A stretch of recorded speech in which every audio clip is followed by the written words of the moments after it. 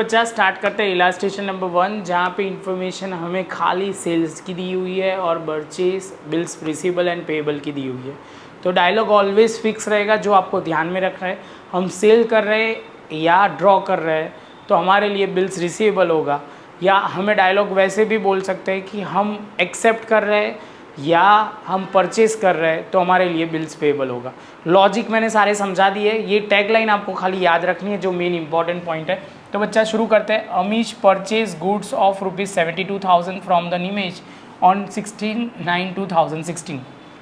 इससे हमें ये पता चल गया कि जो अमीश है वो क्या है, परचेज कर रहा है। तो अमीश जो है वो परचेज़र है, जो एक्सेप्ट करेगा, वो एक्सेप्ट करेगा जो परचेज कर रहा है। और ये जो निमेश है वो सेलर है, तो वो क्या है, निमेश जो है वो सेलर ही है, सही बात है, वो सेल कर रहा है। तो चलो, तो अब प्रॉपर लिखते जाते हैं। तो अमीश के अब बुक्स में हम क्या लिखेंगे, purchase account debit to Nimesh account being purchase goods of 72,000 on credit from निमेश।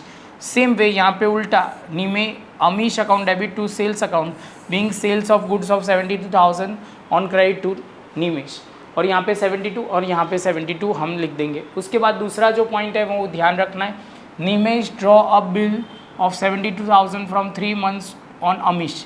अमीश ने एक्सेप्ट भी किया है, तो एक्सेप्ट करने वाला ऑलवेज बिल्स पेएबल होगा।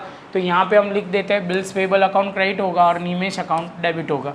Same way bills receivable account debit होगा और निमेश अकाउंट क्या हो जाएगा, क्रेडिट। 72,000 दोनों में हो जाएगा।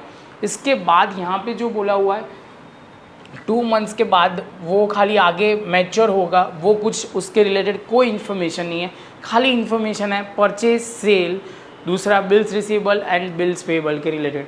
बस बच्चा, तो यही सम था, प्रॉपर आपको क्लियर हो गया होगा। तो बस बच्चा, यहीं सेशन ख़त्म करते हैं, मिलते हैं नेक्स्ट लेक्चर में नए सम के साथ।